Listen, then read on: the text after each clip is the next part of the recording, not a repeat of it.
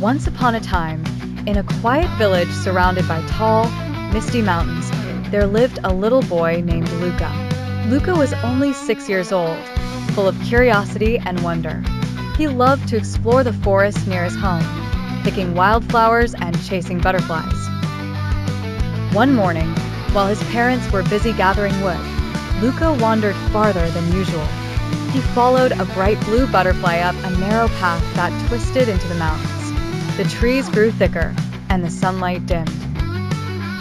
When the butterfly finally flew away, Luca looked around and realized he was lost.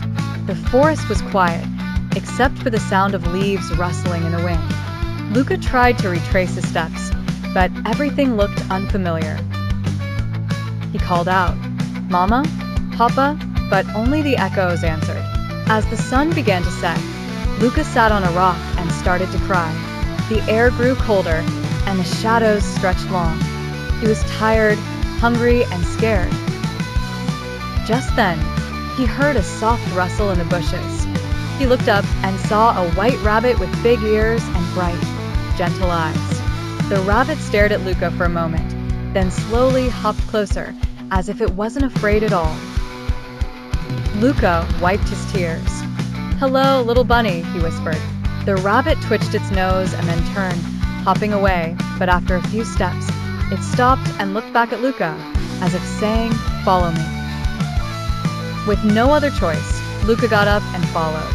The rabbit led him through thickets and under fallen logs. Luca stumbled and scratched his knees, but he kept going. The rabbit seemed to know exactly where to go. Whenever Luca slowed down, the rabbit waited. Hours passed. The moon rose in the sky, casting silver light over the trees. Finally, through the trees, Luca saw a warm orange glow. It was a lantern. A search party of villagers had been looking for him. When they saw Luca, they shouted with joy and rushed toward him. His mother hugged him tightly, crying with relief. But when Luca turned to show them the rabbit, it was gone.